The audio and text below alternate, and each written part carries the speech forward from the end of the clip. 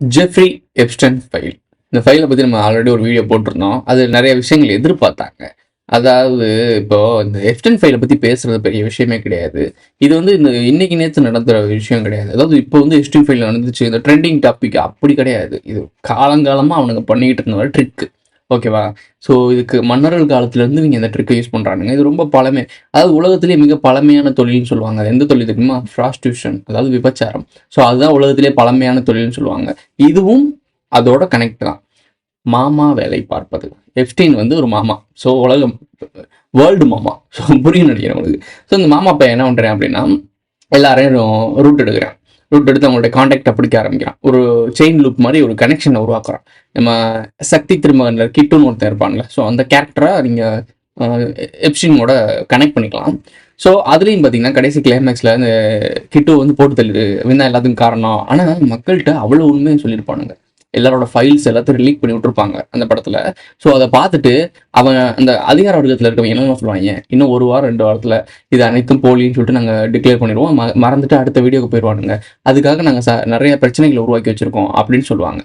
அதுக்காக அவங்க உருவாக்கி வச்சிருக்க பிரச்சனையை நம்ம அடுத்த வீடியோவில் பார்க்கலாம். இப்போ இருக்க பிரச்சனையை பார்ப்போம். ஸோ நிறைய பிரச்சனையை உருவாக்கி வச்சுருக்கோம், இந்த மக்கள் மறந்துடுவாங்க. ஸோ அப்போ நாங்கள் திருப்பி இதே வேலையை தான் பார்ப்போம் அப்படின்ற ஒரு தைரியமான விஷயத்த அதில் சொல்லியிருப்பாங்க அந்த படத்தில். அது உண்மைதான். ஏன்னா நீங்கள் வந்து இப்போ இன்னைக்கு ஒரு பிரச்சனை எப்ஸ்டீன் ஃபைல் பார்த்து இவங்க கை கட்டிட்டு இருக்கீங்க. நீங்கள் யாரெல்லாம் இவ்வளோ நாளுக்கு வந்து ஃபயர் விட்டு கொண்டாடிட்டு இருந்தீங்களோ, பெரிய ஆள் அப்படின்னு நினச்சி பார்த்தீங்களோ, அவங்க எல்லாருமே ஒரு திருட்டு கம்யூனிட்டி ஃபைலுன்னு தெரிஞ்சிருச்சு. ஸோ இது எங்களுக்கு முன்னாடியே தெரியும். ஸோ முன்னாடி சொல்கிறப்போ அப்படி தெரிஞ்சு நாங்கள் சொல்கிறப்போ என்ன சொன்னீங்க அப்படின்னா கான்ஸ்பிரசி தியரின்னீங்க. இப்போ அதே ஃபைலை அமெரிக்கா வெளியிட்டிருக்கு. அதாவது அமெரிக்காவிலேருந்து அஃபிஷியலாக வெளியிட்டிருக்காங்க.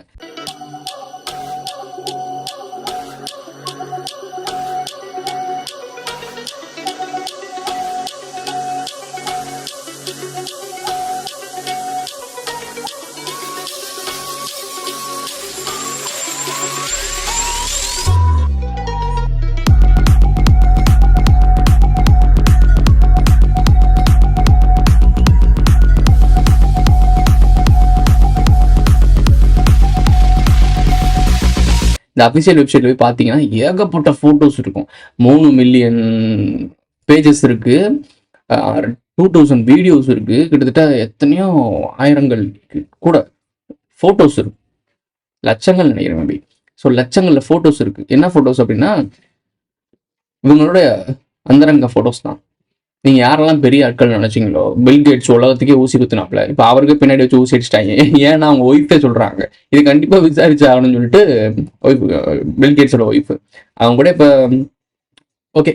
இப்போ அது முக்கியம் கிடையாது. இப்போ விஷயம் என்னன்னா, அந்த எப்ஸ்டன் ஃபைலில் நம்ம ஜி பேரும் அடிபட்டுருக்கு, அப்புறம் அதானி, ஸோ இவங்க பேரும் அடிபட்டுருக்கு. அம்பானி பேர் அடிபடல, பட் ஆனால் அதானி பேர் அடிபட்ட மாதிரி நான் பார்த்தேன். ஸோ எந்த அளவுக்கு நான் அஃபீஷியலாக யாரும் சொல்லலை. ஜி பேர் அடிபட்டதுக்கும் அவங்க என்ன சொன்னாங்க அப்படின்னா அதெல்லாம் இல்லை அப்படின்னு சொல்லி அஃபீஷியலாக கவர்மெண்ட்டே இல்லைன்னு சொல்லிடுச்சு. இப்போ அவங்க இருக்குன்னு சொன்னாங்களா இல்லைன்னு சொன்னாங்களா அது நமக்கு முக்கியம் கிடையாது. இன்றைக்கி நம்ம பார்க்க போகிற வீடியோஸ் என்னன்னா, இங்கே நடக்கிற அரசியல் நிகழ்வுகளை பார்க்கும்போது ஒருவேளை இருக்குமோ அப்படின்ற டவுட்டு தான் கிளப்புது. வேணா நீங்களும் இந்த வீடியோ பார்த்துட்டு இருக்குமா இல்லையான்றத கமெண்ட்ல சொல்லிட்டு போங்க. வாங்க வீடியோக்குள்ள போகலாம். இருக்கும் இடத்தை விட்டு இல்லாத இடம் தேடி எங்கெங்கோ அலைகின்றார் ஞான தங்கமே. ஃபர்ஸ்ட் ஆஃப் ஆல் ரஷ்யாட்ட தான் நம்ம அதிகமான எண்ணெய் வாங்கிட்டு இருப்போம். ஸோ இந்த எண்ணெய் வாங்குற வளங்கள் வந்து ரஷ்யாட்ட வாங்கும்போது குறைந்த விலை, அதாவது கொஞ்சம் அமௌண்ட் கம்மியாகவும் நமக்கு ப்ரைஸ் கொஞ்சம் மக்கள் வாங்குறதுக்கு ஒரு வாங்கும் தன்மையில் கொடுப்பாங்க. அதாவது வாங்கும் தன்மைனா இப்போ வாங்குறீங்க பெட்ரோல், அதுவே அதிகம் தான் சொல்கிறீங்க, அதுவே வாங்கும் தன்மை. இப்போ அமெரிக்காட்ட வாங்கணும் அப்படின்னா அவனே வெனிசுலாட்ட வந்து அட்டை போடுறான். வெனிசுலாவை கைப்பற்றின காரணமே அங்கே இருக்க ஆயில் சோர்ஸ் தான். ஸோ இப்போ வெனிசுலாட்ட வந்து வாங்கிட்டு வரான்னா வெனிசுலா எங்கே இருக்குது? ஸோ அவன் வந்து கொண்டு வரும்போது வரி கிரினா போடுவானுங்க. ஸோ இதெல்லாம் போட்டால் எக்ஸ்ட்ரா தான் ஆகும். இப்போது கொஞ்சம் குறைச்சி கொடுக்குறதையே இங்கே மக்கள் மத்தியில் விற்கிறதுக்கு எக்ஸ்ட்ரா விற்கிறானுங்க. அப்போ அங்கே வாங்கும் போதே கொஞ்சம் அதிகமாக வாங்கினாங்கன்னா இங்கே எவ்வளோ விற்பாங்கன்னு வச்சு பாருங்க. அப்புறம் அதுக்கப்புறம் அவர் வந்து வரி விலக்கு 25% 18 ஆக்கியிருக்கோம். எப்படி என்ன வரி தானே, வரி தானே போட்டிருக்கீங்க. ஸோ அப்போ இந்த வரி யார் மேலே வந்து விழுகும்? ஓ மேலே, என் மேலே வந்து விழுகும். சரி, 30ஆம் தேதி இந்த ஃபைல்ஸ்லாம் வெளியே ரிலீஸ் ஆகுது. அது டிசம்பர்லேயே ஆரம்பிச்சிருச்சு. பட் இந்த கடந்த ஒரு 1 மந்த் இந்த எப்ஸ்டீன் ஃபைல் தான் அதிகமாக பேசப்படுது. இந்த எப்ஸ்டீன் ஃபைல் இருக்க டேட்டை நோட் பண்ணிக்கோங்க. டிசம்பர் 19 ஜனவரி 30. ஸோ இது வரைக்கும் இந்த டைமிங்கை நல்லா நோட் பண்ணிக்கோங்க. எவ்வளோ நாள் இருக்குன்னு நோட் பண்ணிக்கோங்க. இந்த டைமிங்கில் இது நடந்திருக்கு. இந்த ரஷ்யாட்ட இருந்து ஒப்பந்தத்தை மாற்றிட்டு அமெரிக்காட்ட வாங்குறதுக்காக கையெழுத்து போட்டு அப்படியே அது மட்டும் நடக்கலை. ட்வீட்டே போட்டிருக்காப்புல. யாரு? நம்ம ஜி போட்டிருக்காப்புல. அந்த ட்வீட்டை போடுறேன்னு பாருங்க. ட்வீட்லேயே போட்டு பாராட்டி தள்ளியிருக்காப்புல. இவ்வளோ நாள் உலகமே காரி துப்பிட்டு இருந்துச்சு. யாரா என் பைத்தியக்காரன் என்னடா எல்லாத்துமே சாம்சங் போட்டுகிட்டே இருக்கான், லூசு மாதிரி பண்ணிட்டு இருக்கான்னு சொல்லி ட்ரம்பை திட்டிட்டு இருக்காங்க. நம்ம அதிபர் என்ன பண்ணுறாப்புல, ட்வீட்டு பாராட்டி போட்டிருக்காப்புல. சரி, இந்த எப்ஸ்டீன் ஃபைலில் பேர் அடிபட்டுச்சு, டான்ஸ் ஆனது என்னமோ அடிபட்டுச்சு. நம்ம பப்பு மாமா சொல்கிறாருல, நம்ம பப்பு மாமா என்ன சொல்கிறாப்புல அப்படின்னா, அது அழுத்தம் தான் இருக்குது. ஸோ இதனால மக்கள் மத்தியில் தான் வந்து வெளியே போகுது. இவங்க பெரிய புனிதம் கிடையாது. இப்போதைக்கு அவங்க கவுண்டர் அட்டாக் யூஸ் பண்ணுறாங்க. ஸோ பாலிடிக்ஸ் மூவ் அதை பயன்படுத்துகிறாங்க. ஜி மேலே ஒரு அழுத்தம் இருக்குது, அதனால தான் பண்ணுறாரு அப்படின்னு சொல்கிறாங்க. இது வந்து உங்களுக்கு கொஞ்சம் புரிஞ்சுக்கிறது கொஞ்சம் கஷ்டமாக தான் இருக்கும். இவ்வளோலாம் பண்ணுவாரா இவர், என்ன இவ்வளோ வயசாயிருச்சு இவங்களாமா பண்ணுவாங்க அப்படின்னு யோசிப்பீங்க. கிளின்டன், பில்கேட்ஸ், இவங்களாம் வயசு என்ன, அவனுங்க பண்ண வேலைலாம் என்ன? இது ஒரு இப்போ அது மட்டும் நம்ம பார்க்க போகிறது இல்லை. அங்கே இருக்க ஒரு கோயில், ஒரு டெம்பிள் மாதிரி ஒரு ஸ்ட்ரக்சர் உருவாக்கியிருக்கானுங்க. அதாவது இஸ்ரேல் ஃப்ளாக் இருக்குல்ல, ப்ளூ அண்ட் ஒயிட். ஸோ அந்த இஸ்ரேல் ஃப்ளாக் மாதிரி அங்கே ஒரு முக்கியமான அவங்களுடைய வழிபாட்டு தலம் இருக்கும். அது உங்களுக்கு தெரியும்னு நினைக்கிறேன். ஸோ அந்த வழிபாட்டு தலத்தோட டோம் இருக்குல்ல, ஸோ அந்த டோம் மாதிரி ஒரு தங்கத்தில் கூரை நெய்யப்பட்டு அது டெம்பிளுக்கு தான் அந்த மாதிரி டிசைன் பண்ணுவாங்க. ஸோ அது உருவாக்கியிருக்காங்க. ஏன்னா இந்த ஜெஃப்ரின்றவனே ஒரு யூதன். ஸோ இப்போ யூதரோட கொடி, யூதர்கள் அவனே ஒரு யூதன். அந்த கோயிலும் ஒரு கோயில் மாதிரி ஒரு டிசைன் பண்ணப்பட்டிருக்கு. ஈகிள், அப்புறம் ஆந்தை அந்த வச்சிருக்காங்க. பெண்களோட அரை நிர்வாணமான ஸ்டாச்சூஸ்லாம் இருக்கு. தனித்தீவில் இவ்வளோ குழந்தைங்களுக்கு, பெண்களுக்கு விஷயம் நடக்குது. செக்ஷுவல் அபியூஸ் பண்ணுறீங்க, இந்த குழந்தைங்களை பயன்படுத்துறீங்க, ஹியூமன் டிராஃபிக்ஸ் மாதிரி ஏதோ ஒன்று பண்ணுறீங்க. இதனால பல ப்ராப்ளம்ஸ் கிரியேட் ஆகிருக்கு. நாட்டு மக்களும் பயம் உருவாயிருக்கு. உலக மக்கள் இருக்க எல்லா சாதாரண மக்களுக்கும் பயம் உருவாயிருக்கு. காரணம் என்ன அப்படின்னா, நீங்கள் உங்களை பாதுகாக்கிற வரவங்க, நம்ம எலெக்ஷனில் ஓட் போட்டு ஜெயிச்சவங்க, நம்ம மிகப்பெரிய பணக்காரர், இவங்கெல்லாம் நினச்சிக்கிட்டு இருந்தோம். இவங்க மிகப்பெரிய கார்பரேட், இந்த கார்பரேட் கம்பெனியில் நம்ம வேலை பார்க்குறோம் அப்படிலாம் நினச்சிக்கிட்டு இருந்த மிகப்பெரிய புள்ளிகள் எல்லாம் கேவலத்திலையும் கேவலமான வேலை செய்கிற சாத்தான் கூட்டத்தை சேர்ந்தவங்க அப்படின்ற மாதிரி வெஸ்டர்ன் கல்ச்சரில் பேசுகிறாங்க. நம்ம பேசுறது வெஸ்டர்ன் கல்ச்சரில் பேசுகிறாங்க. ஏன்னா நம்ம பேசினா கான்ஸ்பிரசி தெரியாயிரும். அவங்க பேசுகிற நியூஸ் தான் நீங்கள் மென்னு துப்பிட்டு இருக்கீங்க. ஸோ அவங்க பேசிகிட்டு இருக்காங்க. இந்த டெம்பிளுக்கு வரும். இந்த டெம்பிள் நீங்கள் கவனிங்களேன். பார்த்தீங்களா, இதுக்கு முன்னாடி அமெரிக்கா அந்த சைட்லலாம் அந்த அண்டர் கிரவுண்டில் மியூசிக்ஸ் பெரிய சிங்கர்ஸ்லாம் இருப்பானுங்க, பாப் சிங்கர்ஸ்லாம் இருப்பானுங்களே. அண்டர் கிரவுண்டில் ஒரு உலகம் வாழ்ந்துட்டு இருக்கானுங்க. குழந்தைங்களோட ட்ரெஸ்ஸஸ்லாம் கிடக்கு, குழந்தைங்கள் ஃபோட்டோஸ்லாம் கிடக்கு, பயங்கரமாக ட்ரக்ஸ் சப்ளை ஆயிருக்கு. அப்படிலாம் நம்ம பார்த்துருந்தோம். அது மாதிரி பாப் கல்ச்சரில் கொஞ்ச நாள் முன்னாடி இந்த பெரிய பெரிய பாப் சிங்கர்ஸ்லாம் இருப்பானுங்க. நமக்கு இங்கே தெரியாது, அங்கே இருக்க சிங்கர்ஸ்லாம் இருக்காங்க. அவங்கெல்லாம் ஒரு மாதிரி டோப் போட்டு போதைவில் ஏறி இந்த இப்படி சைஸில் கட்டவரில் மாதிரி இருந்தவங்க சுண்டோர் மாதிரி ஆகி செத்து போன கோழி மாதிரி ஆகிட்டாங்க. என்னடா அப்படி ஆகிட்டாங்கன்னு சொல்லிட்டு இது ட்ரக் கல்ச்சர், சாட்டனிக் வர்ஷிப் அப்படின்னு நிறைய பேச ஆரம்பிச்சாங்க. அப்புறம் அது சோல் சாக்ரிஃபைஸ், சோலை அடிமையாக கொடுத்துருவானுங்க. இன்ஸ்டண்ட்டாக கிடைக்கிற எல்லாமே பின்னாடி பெருசாக அடிக்க போகுதுன்னு அர்த்தம். ஸோ இது எவனுக்குமே புரிய மாட்டேங்குது. ஏன் அப்படின்னா, சாட்டனிக் வர்ஷிப்ன்றது நம்ம தமிழ்நாட்டு கல்ச்சரில் கொஞ்சம் ஊடுருவ ஆரம்பிச்சிச்சு ஒரு 5-6 வருஷத்துக்கு முன்னாடி. மேபி எனக்கு சரியாக டைம் தெரியல. நம்மக்கிட்ட கான்டாக்ட்லாம் வந்தாங்க. அவங்க உண்மையான அஃபீஷியல் கூட்டமாகலாம் தெரியல. பட் வந்தவங்க ஒரு கூட்டத்தில் சொன்னது, சேத்தன்கிட்ட நீங்கள் லூசிஃபர்கிட்ட வேண்டிக்கணும், வேண்டிக்கிட்டு இந்த மாதிரி விஷயங்கள் செஞ்சு அவங்களுக்கு நடந்துடும். அது நடந்துச்சுன்னா அதுக்கப்புறம் நீங்கள் சாட்டனிக் வர்ஷிப்குள்ளே வரலாம், அவரை கடவுளை எடுத்துக்கலாம் அப்படின்ற மாதிரிலாம் என்ன பேசினாங்க. ஸோ அப்போ நம்ம அது பெருசாக நம்பலை. இவங்க ஒருத்தர் குறிப்பில் ஏதாச்சும் வியாபாரம் பண்ணுறதுக்கு வராங்க அப்படின்னு. ஆனால் அவங்க சொன்ன டேர்ம்ஸ் கரெக்டு. அதாவது சோல் சாக்ரிஃபைஸ், அந்த டேர்ம்ஸ் கரெக்ட். இலுமினாட்டி, இந்த சீக்ரெட் கும்பல், இந்த அவங்க ஃபுல்லாக இதை பண்ணுறாங்க. நம்மளுடைய செலினா இருக்கால, ஜஸ்டின் பீபரோட எக்ஸ், அவளே ஒரு வீடியோவில் ஓப்பனாக சொல்கிறா. ஒரு ஃபைலில் சைன் போட்டுகிட்டே இருக்கும்போது சோல் சாக்ரிஃபைஸ்னு ஒரு வீடியோ ஃபைல்ஸ் இன்டர்நெட்டில் இருக்குது, பார்த்துக்கோங்க. ஸோ சோல் சாக்ரிஃபைஸ்னு இருக்குது. இப்போ அந்த பெண்ணும் இப்போ ஜஸ்டின் பீபரும் கொஞ்சம் நோக்கி பாருங்கள். 15-10 வயசுலேயே அவங்களாம் சிங்கர்ஸில் மிகப்பெரிய டாப் லெவலில் வந்தானுங்க.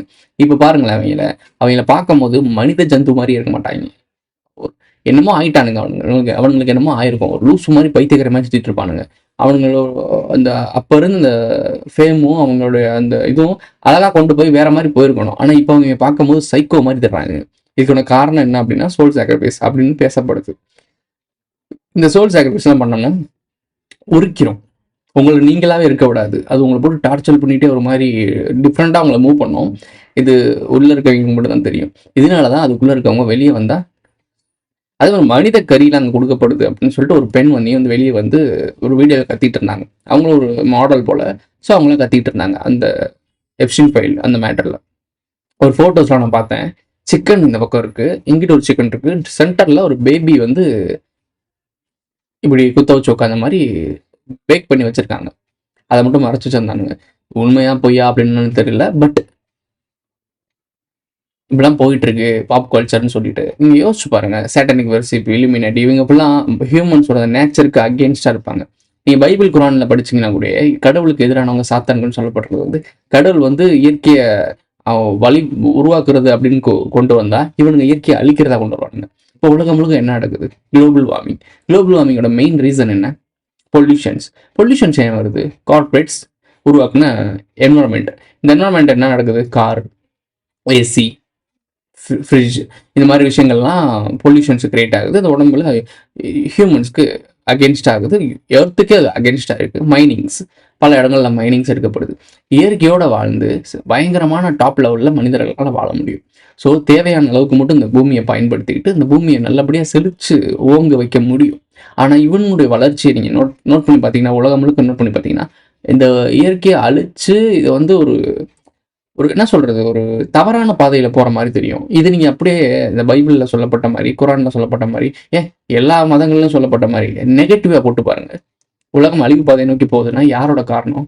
தவறானவங்க கையில வழி நடத்தும் போது தான் நடக்கும். ஒவ்வொரு இதுலையும் சொல்லுவாங்க, பைபிள் குரான் எல்லாத்துலயுமே நெகட்டிவ் ஃபோர்ஸ்க்கு என்ன பேர் கொடுக்குறாங்களோ அந்த பேரை நீங்க அடாப்ட் பண்ணிக்கோங்க. அந்த பேரோட ஒப்பிட்டு பாருங்களேன், உங்களுக்கு கிளியரா புரியும் இந்த உலகம் தவறான ஒரு கையில இருக்குன்னு. ஸோ அவனுங்களுடைய லீட் பண்ணும் போது தான் உலகத்துல இருக்க டாப் முக்கியமான ஆட்கள், அதாவது உலகத்தையே புரட்டி போடக்கூடிய வேர்ல்டு வார உருவாக்கக்கூடிய அளவுக்கு பொட்டன்ஷியல் உள்ள நபர்கள் இவங்கலாம் திடீர்னு மாட்டுறாங்க. காரணம் என்ன? அவங்க ஒரு மூமெண்ட்டுக்கு ரெடி ஆகிட்டு இருக்காங்க. வேர்ல்டு வார் நோக்கி போயிட்டு இருக்கு. இந்த வேர்ல்டு வார் நோக்கி போனோம்னா அவங்க சொல்ற விஷயங்களை கரெக்டாக செஞ்சால் மட்டும்தான் இது கரெக்டாக ஸ்டார்ட் ஆகும். இவங்க போகல கேட்காம ஆடினாங்கன்னா இந்த மாதிரி விஷயங்கள் லீக் பண்ணப்படும். இதான் நம்ம முன்னாடியே சொல்லியிருக்கோம். அவங்களோட பாதையில் போகும்போது சடன் பிக்கப்பாக இருக்கும். டீ கிளாஸ் கழுவிட்டு இருப்பா, திடீர்னு பிரைமிஸ்ட் ஆயிடுவேன். புரியுதா உங்களுக்கு? பெட்ரோல் பங்க்ல வேலை பார்த்துட்டு இருப்ப, திடீர்னு மிகப்பெரிய பில்லியனரா மாறுவேன். இப்படிதான் நடக்கும். ஸோ இதெல்லாம் நீ பார்க்கும்போது யோசிப்பீங்க, என்னடா அது அப்படின்னு. சடன் பிக்கப் தானே. இந்த சடன் பிக்கப்புக்கு என்னைக்குமே தூக்கி அடிக்கும். ஸோ ஏன்னா அவங்களுடைய ஃபுல் அந்த வளர்ச்சி வந்து சடன் க்ரோ வந்து என்னைக்குமே ஆபத்து தான். ஏன்னா நமக்கே அதை ஹேண்டில் பண்ண தெரியாது. அதை ஹேண்டில் பண்ண தெரியாமல் என்னென்னமோ பண்ணி தவறுகள் பண்ணி தான் மேலே ஏறுவோம். அந்த தவறுகள் ஃபுல்லாக அவன் எடுத்து வச்சுப்பான். உன்னைய விட அவன் தெளிவாக எடுத்து வச்சுப்பான். எந்த இடத்துக்கு போனால், யாரை பார்த்தா, எப்படி மீட் பண்ண, எவ்வளோ நேரம் பேசினா எல்லாமே அவன் எடுத்து வச்சிருப்பான். தனியாக ஃபைல் போட்டு வச்சிருப்பான். அதுக்கு பேர் தான் உலக மாமான்னு சொல்கிறது. ஸோ எடுத்து வச்சிருப்பானுங்க. அவனுடைய வேலையே கேவலமான வேலை தானே. ஸோ எடுத்து வச்சிருப்பானுங்க. நாளைக்கு உங்களை வச்சு ஒரு வேலை நடக்க போகுது அப்படின்னா அந்த வேலையை நீ சரியாக செய்ய மாட்ட அப்படின்னா இதெல்லாம் எடுத்து காட்டுவான். நீ செஞ்சுதான் ஆகணும். ஏன்னா நீ வளர்ச்சியின் உச்சியில் இருப்ப. நல்லவனா கூட மாறிடலாம். ஆனால் அந்த இடத்த தக்க வச்சுக்கணும்ல. தக்க வச்சுக்கணும்னு அப்படின்னா இவங்க சொல்கிறத கேட்டுதான் ஆகணும். வேறு வழியே இல்லைன்னு பண்ணுவானுங்க. ஒரு சிலவங்க ஆத்தாடி நமக்கு சுயநலம் தான் முக்கியம், நம்ம ஏறி வரும்போது நிறைய பேர் மிதிச்சு தான் வரணும், அப்புறம் நம்ம வாழ்ந்தா போதும்னு நினைக்கிறவங்க இருக்கான். இதான் என்ன மாறணும்? மக்கள் தான் மாறணும். இவனுங்களை மாற்றவே முடியாது. அதான் சொல்கிறேன், தான் வாழணும்னா என்ன வேணா செய்யணும்னு நினச்ச மனிதர்களை மாற்றவே முடியாது. மனிதர்களான சாதாரண சக மக்கள். ஒரு நாள் சாப்பாடு இருந்தால் போதும், நம்ம குழந்தைய படிக்க வச்சா போதும், நம்ம ஃபேமிலியை செட்டில் பண்ணால் போதும், இப்படி நினைக்கிறான் பாருங்க சாதாரண மக்கள். மிடில் கிளாஸ் ஃபேமிலி, மிடில் கிளாஸ்னு சொல்ல முடியாது, பாமர மக்கள், அறியாமையில் இருக்க மக்கள். அவங்களுக்கு உண்மை தெரிஞ்சா போதும், இந்த கூட்டுகளான கும்பலை அம்பட்டையும் பிடிச்சிடலாம், ஒதுக்கி விட்டுறலாம். அவங்க தான் இந்த உலகத்துக்கு தேவையில்லாத ஆட்கள். நம்மளை ஜட்ஜ் பண்ணுறானுங்க. அதாவது ஏழைகளும் கஷ்டப்படுறோம்னு இல்லை, வாழ்ந்து என்ன பிரயோஜனம், நம்மளை ஜட்ஜ் பண்ணுறானுங்க. இந்த இயற்கை, இந்த பூமி எல்லாத்துக்கும் சமமானது. அதை தனக்காக மட்டும் வாழணும்னு சொல்லிட்டு சுயநலத்தில் வாழ்ந்துட்டு இருக்கவனுக்கு தான் இந்த பூமியில் இடம் இல்லை. அப்போ நீங்கள் அதை புரிஞ்சுக்கணும். அப்போ என்ன தெரிஞ்சுக்கணும் அப்படின்னா, இங்கே நடக்கிற பொலிட்டிக்கல் ட்ராமா, இவங்கெல்லாம் யார், இந்த கோமாளி பயிரெல்லாம் யாருன்னு தெரிஞ்சுக்கணும். உண்மையை புரிஞ்சுக்கணும். இந்த உலகம் மனிதர்கள் கையில் இல்லை, மனிதர்கள் கட்டுப்பாட்டில் இல்லை, அரக்கர்களின் கட்டுப்பாட்டில் இருக்குது. அந்த அரக்கர்கள் யாருன்றது தேடணும்னா தான் அதிகமாக படிக்கணும். வரலாற்றை பின்னோக்கி படிக்கணும். இதிகாசங்கள், புராணங்கள் எல்லாத்தையும் படிக்கணும். வரலாற்றையும் படிக்கணும். இது எல்லாத்தையும் படிக்கிறதுக்கு டைம் இருக்கா? இன்னும் 4 வருஷம் தான் வேர்ல்டு வார் கொண்டு போயிடுவான். எவ்வளோ பெரிய ஒரு முக்கியமான ஒரு மூமெண்ட்டில் மாட்டியிருக்கோம் தெரியுதா? இதை சொன்னால் உங்களுக்கு புரியாது. இன்றைக்கி நின்று நம்ம நல்லா தானே இருக்கும் அப்படின்னு தோணும் உங்களுக்கு. இவங்க காலங்காலமாக வேர்ல்டு வார்னு சொல்லிட்டு இருக்காங்க. அதெல்லாம் வராதுன்னு நினச்சிட்டு இருப்பீங்க. நிச்சயம் அதுக்கான வேலைகள் நடக்குது. அதுக்காக தான் இந்த கோப்புகள்லாம் வெளியிடப்பட்டுச்சு. இப்போ எல்லாரும் கெடுக்குப்படி மாட்டிக்கிட்டானுங்களா? ஏன்னா அவங்களுடைய அந்த சேரை விட்டு கொடுக்க மாட்டானுங்க. ஒரு ஒரு ஒரு ராஜா மாதிரி ஒரு இடத்துல வாழ்ந்துட்டு இருப்பான். இதை நீ செய்யலைன்னு வச்சுக்கோமே, இந்த ராஜா சேரை பிடிங்கி தெருவில் விட்டுருவோன்னு சொல்லுவாங்க. திருப்பி கிளாஸ்க்கு டீ கிளாஸை அனுப்பி விட்டுருவோன்னு சொல்லுவானுங்க. அப்போ அவங்க என்ன பண்ணுவாங்க? நம்ம வாழ்ற வரைக்கும் இன்னும் 5 வருஷம் 10 வருஷம் வாழ போகிறோம். அது வரைக்கும் இதை செஞ்சுட்டு போயிடுவோம். வேர்ல்டு வார் வந்தால் நமக்கு என்ன, நம்மளால செத்து போயிடுவோம் அப்படின்னு ஓடிடுவானுங்க. சுயநலத்தில் வாழும் மனிதன் என்னைக்குமே திருந்த மாட்டான். அப்போ திருந்த வேண்டியதும் புரிஞ்சுக்க வேண்டியதும் நாம தான். இதுக்கு மேலே உங்களுக்கு சொல்கிறதுக்கு ஒன்றுமே கிடையாது. இந்த எப்ஸ்டைன் ஃபைலை பற்றிலாம் பேசுறதுக்கு 1000 இருக்குது, நிறையா இருக்குது பேசுறதுக்கு. எதுக்கு பேசணும்னு நான் கேட்குறேன். பேசி புரிஞ்சுட்டு என்ன பண்ணுவீங்க? போய் எல்லாத்தையும் இந்த ஆஃபீஷியல்ஸ்லாம் பிடிச்சி உள்ள போட்டுருவீங்களா? பிடுங்க விட முடியாது. முதல் நீ புரிஞ்சுக்க, சுற்றி நடக்கிற இது மேட்ரிக்ஸை ரூல் பண்ணுறவன் தான் இங்கே கிங்காக இருப்பான். நீ வெறும் நம்பர்ஸ், உன்னால் ஒன்றும் பிடுங்க முடியாது. அப்போது நம்மளாம் நம்ம நம்பர்ஸ் தான் சேர்ந்தா தான் அந்த மேட்ரிக்ஸ்ன்னு புரிய வைக்கணும். நம்ம நம்பர்ஸ் இல்லைன்னா மேட்ரிக்ஸே இல்லைன்னு புரிய வைக்கணும். Who is this guy?